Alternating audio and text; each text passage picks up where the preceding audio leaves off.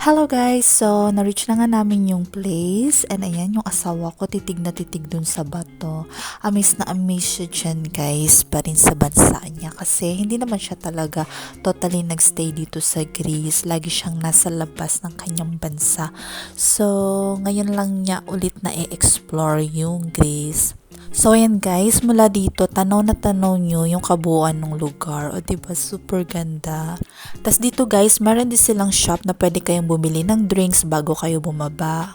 Hindi ko alam kung tama yung timing namin na pagpunta dito guys kasi sobrang lakas ng hangin. Ayan. Pero syempre, last day na namin dito sa Kos and syempre, di ko papalampasin na hindi ako makapag-vlog dito. Actually guys, pangatlong punta ko na dito. Kaso pag pupunta ko dito, lagi masama yung panahon. Di ko alam kung parang di sumasang-ayon yung panahon na nandito ako. Char. Nung unang punta nga namin dito guys, medyo kabado kami kasi sobrang lalaki ng bato. Medyo nakakatakot guys. Baka parang feeling ko magbabagsakan. Pero syempre, buwis buhay kami guys. Makapag-enjoy lang. Char.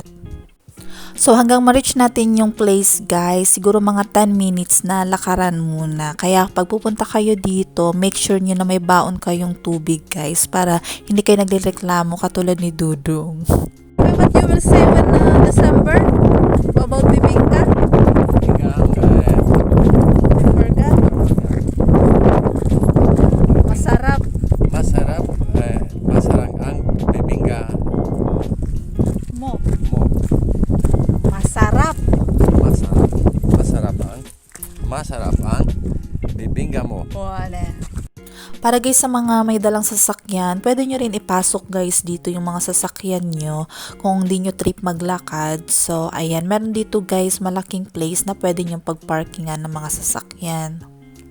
Pero syempre, dobleng ingat talaga sa pagdadrive kasi bangin talaga siya guys. And para sa akin, hindi siya safe. Natatakot ako. So, malululain ako guys. So, sabi ko, maglakad na lang kami. So, ayan guys, di ko alam kung anong pinagagawa ng asawa ko dito, kung anong trip niya. Ayan, sige, hala. Hala, ayan.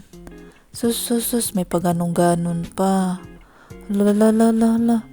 Ay, Diyos ko, yan. Sobrang baba lang naman. So, ayan, nasa kalagitnaan na tayo, guys. At ito yung place na sinasabi ko sa inyo na pwede nyong pagparkingan ng inyong mga sasakyan. So, ayan, sobrang lawak nito, guys. And super ganda. Feeling ko nasa Mars ako.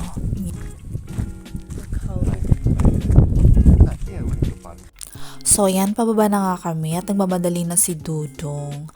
So, by the way guys, free pala tong lugar na to. So, wala tong bayad and anytime pwede kayong mag-visit dito. Wala maniningil sa inyong entrance fee.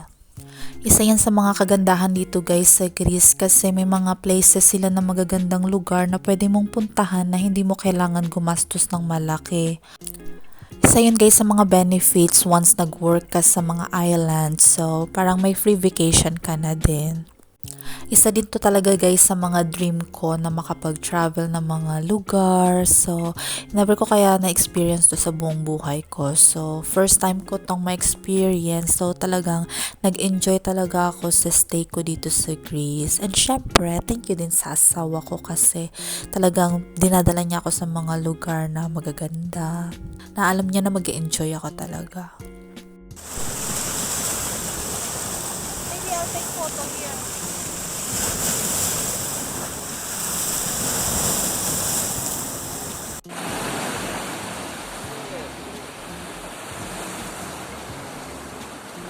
We come back. Oh, refile. So, meron din sila dito guys ginawa na special place na pwede mong isulat yung pangalan mo. So, gagawa ako niyan guys. So, ayan. Bibigyan ko lang kayo ng idea kung gaano kaganda yung lugar. So, ayan. Talagang kinerir ko ang pag-video para makita nyo. At ito yung pinaka-special sa lahat guys. Yung puno sa tuktok.